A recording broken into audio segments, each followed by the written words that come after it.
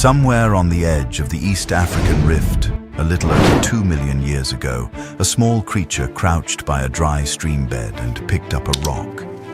Not to eat what was under it, not to throw it at anything, just to strike it once at a careful angle against a second stone in its other hand. A thin flake broke away, sharp along one edge. Nothing about the scene would have caught your eye. No fire, no shelter, no painted wall, just a broken rock lying in the dirt. But that small, easy-to-miss gesture turned out to be the opening move in a story that eventually leads to you, watching this right now. The creature responsible stood about 4 feet tall, weighed somewhere around 65 to 100 pounds, and carried a brain less than half the size of yours. Scientists call it Homo Habilis, handyman. And more than 60 years after its discovery, researchers still argue about whether it deserves the title of the first real human, or whether it's something closer to a rough draft, a creature still more ape than person in almost every way that mattered, except one. To understand why that one exception mattered so much, you first need to understand how badly East Africa had fallen apart. Between roughly 2.8 and 2 million years ago, the ground itself was in open revolt. The Rift Valley was pulling the continent apart at the seams, throwing up new mountains, carving fresh valleys, rerouting rivers that had run the same course for millions of years. At the same time, ice sheets were spreading across the far north, locking up the planet's moisture and starving East Africa of rain. The old forests, the ones that had fed and sheltered ancestral apes for millions of years, didn't disappear in a single dramatic event. They thinned out. They broke apart into scattered patches, islands of trees surrounded by an ocean of grass. Here's the part that's easy to get backwards. The animals that made it through this weren't necessarily the biggest or the toughest. Raw strength only pays off if the world stays predictable long enough for it to matter. What East Africa served up instead was unpredictability. Lakes that swelled for a few thousand years and then dried into cracked mudflats, forests that came and went like tides. There's a term paleoanthropologists use for what that kind of chaos rewards: the variability selection hypothesis. Stripped of the jargon, it just means this: when the rules keep changing, the winners aren't the creatures built for any one version of the world. They're the ones who can rewrite their own behavior fast enough to keep up. We know this wasn't just theory, because it left evidence behind, literal scratch marks. At Olduvai Gorge in Tanzania, buried in ancient sediment, archaeologists keep pulling out animal bones scored with thin, deliberate cuts. Not the ragged tearing of a lion's teeth, not the crushing bite of a hyena. Clean lines made by something sharp, wielded on purpose. Homo habilis had no claws worth mentioning and no real speed to speak of. What it had was the nerve to walk up to a carcass. Everything else had already picked over, and a rock that could do what its own body couldn't. If you somehow stood on the Olduvai plains 2.2 million years ago and watched one of these creatures walk by, human ancestor would probably not be your first thought. A sloping forehead, a face that juts forward like an ape's, no real chin, arms long enough to nearly brush the knees. Your gut reaction would more likely be, that's a chimpanzee that figured out how to walk upright. You wouldn't be entirely wrong to think that. Homo habilis is a near-perfect example of something biologists call Mosaic evolution. The idea that a body doesn't evolve as one unified package, but in pieces, with different parts responding to different pressures at wildly different speeds. The legs and feet had already mostly committed to ground life. They were shaped for covering long, open distances upright, which burns far less energy than the knuckle walking their ancestors relied on. But look upward, and the story changes completely. The shoulders still angled the way they would for hanging and swinging. The fingers still curved like hooks. The arms stayed long and powerful in a way that only makes sense if you're regularly hauling your own weight up into branches. That's not really a contradiction. It's a snapshot of a species mid-transition, belonging fully to neither world. By day, Homo habilis walked the open ground, exposed, searching for anything worth eating. By night, that same ground turned lethal, the hour when saber-toothed cats like Dinophilis, leopards, and hyenas built like small tanks took over. So the trees stayed necessary. 1 foot had already stepped into a new kind of life. The rest of the body hadn't caught up. The skull carries a version of that same unfinished story. Cranial capacity in Homo habilis ranged from around 510 to 690 cubic centimeters, barely half of what a modern human brain holds. Written down like that, it doesn't sound like much of a revolution.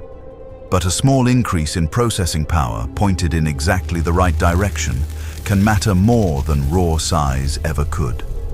Some Homo habilis skulls show a faint bulge in roughly the same spot where modern brains have Broca's area, the region tied to language production and to sequencing complicated physical movements.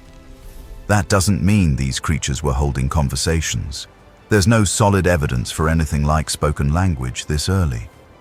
But the same circuitry that eventually makes speech possible also handles something else entirely: the ability to plan out and execute a precise sequence of physical steps, which happens to be exactly what you need to turn a rock into a tool on purpose rather than by accident.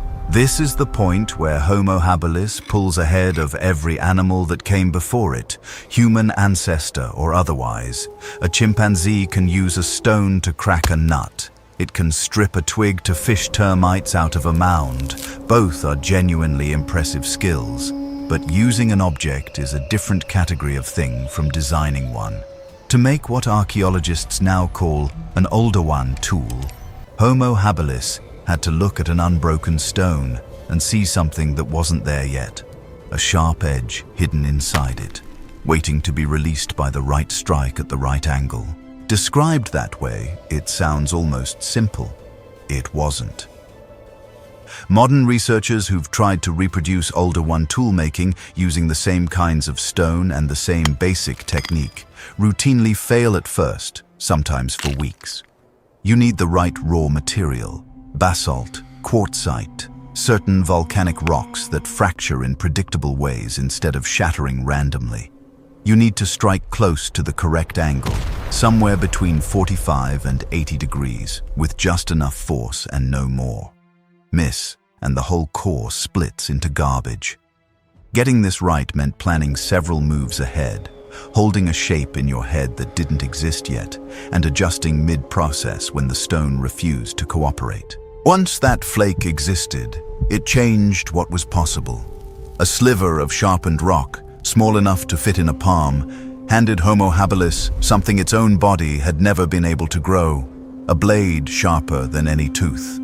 At sites scattered across East Africa, Olduvai in Tanzania, Koobi Fora near Kenya's Lake Turkana, Ledigararu in Ethiopia, thousands of these tools have turned up next to shattered animal bones. Microscopic wear patterns on the stone edges show they cut through hide, sliced meat free from bone, and cracked open thick leg bones to reach the marrow inside. Other pieces show different wear entirely, signs of scraping wood or working plant fiber. Same basic tool, aimed at a completely different problem.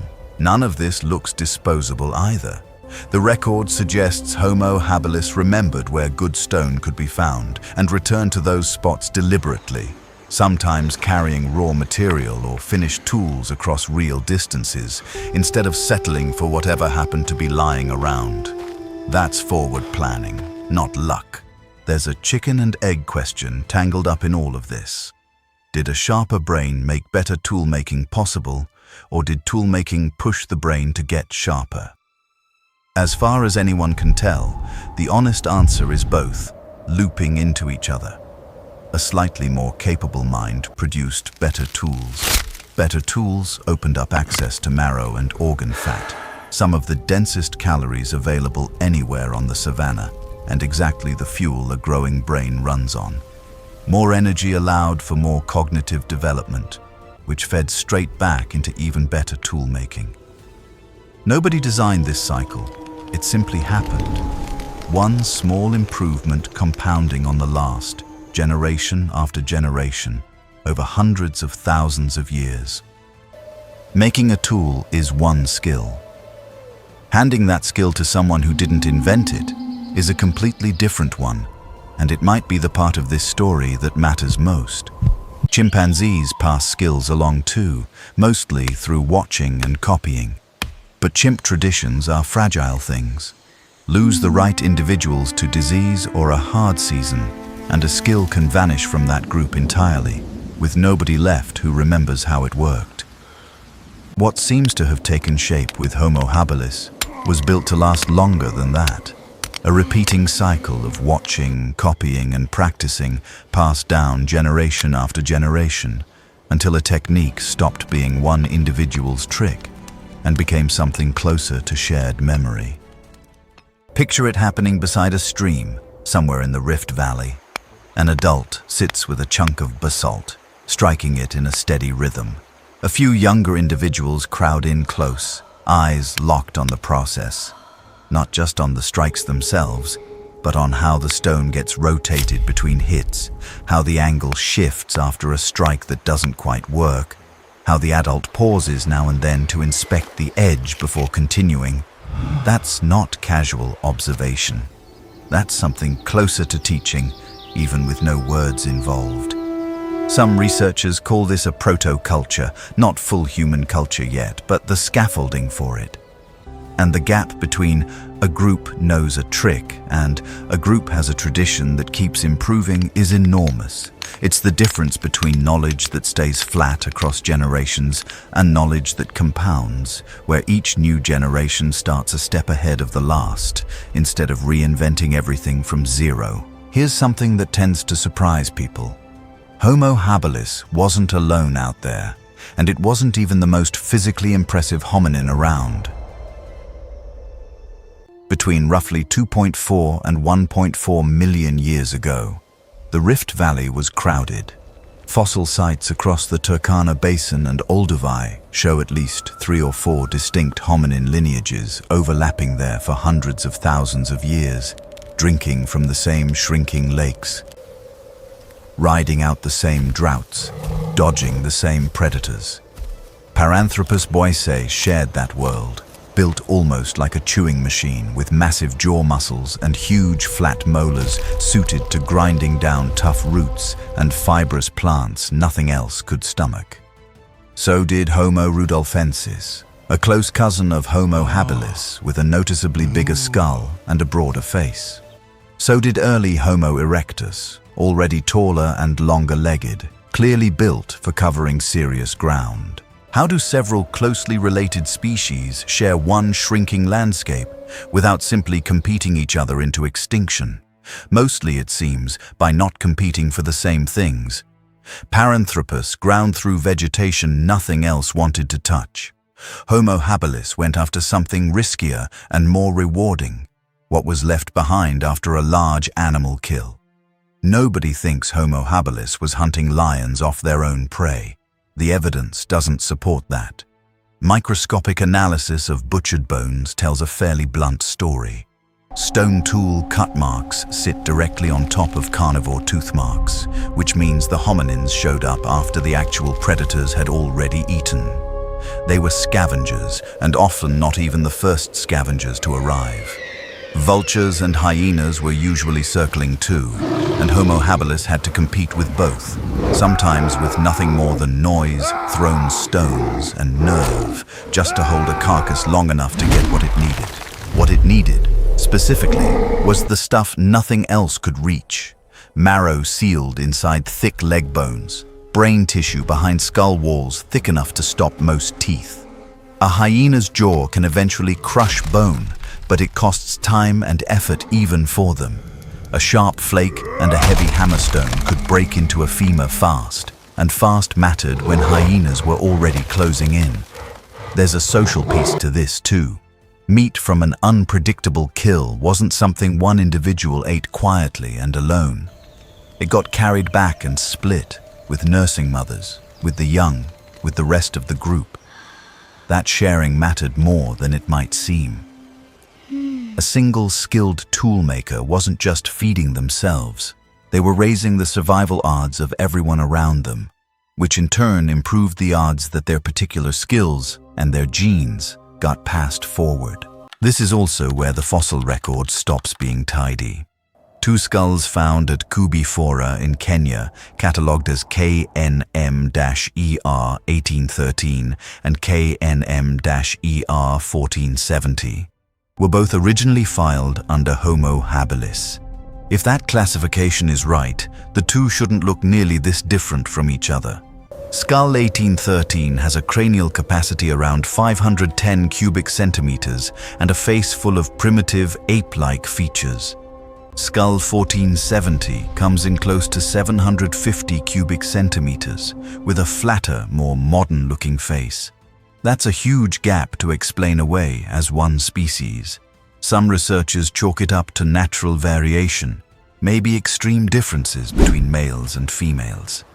Others argue the gap is simply too wide, and that 1470 deserves its own name, Homo rudolfensis. Then there's Lomekwi, a site in Kenya where archaeologists found stone tools dated to roughly 3.3 million years ago.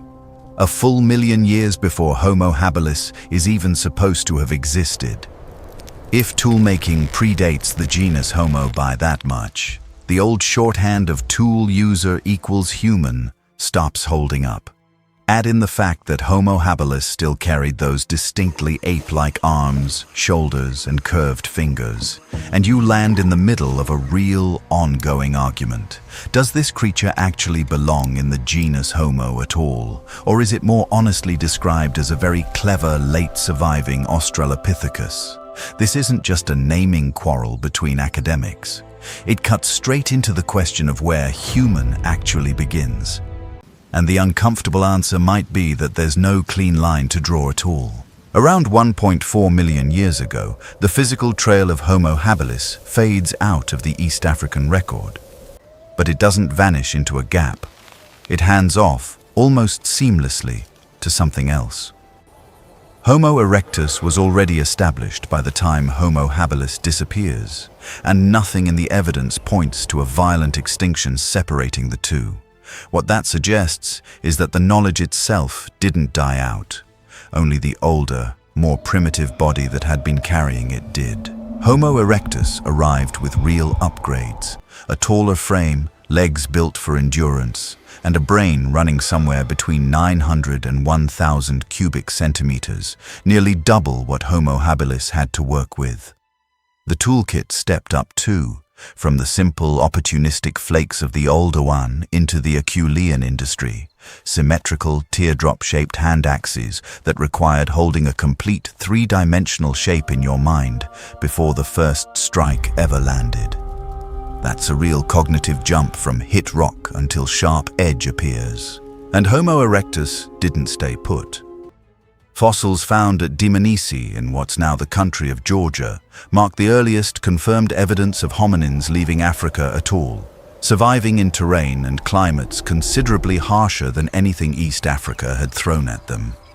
Homo habilis, still tethered to the trees at night and to a fairly narrow range of habitat, almost certainly couldn't have made that trip.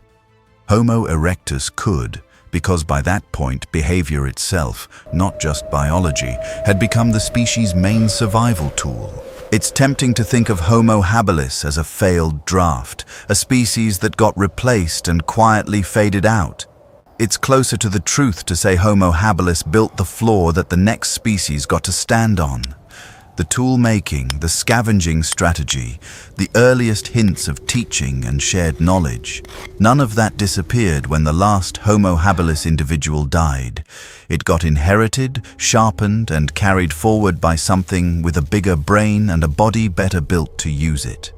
Every piece of technology that came after, the wheel, worked metal, engines, The screen you're watching this on right now traces back, thread by thread, to a small, physically unremarkable creature on a drying African plain who looked at a broken rock and saw something in it worth making. Not because it was strong, not because it was fast, because for the first time on this planet, something could picture a shape that didn't exist yet, and then use its own hands to build it.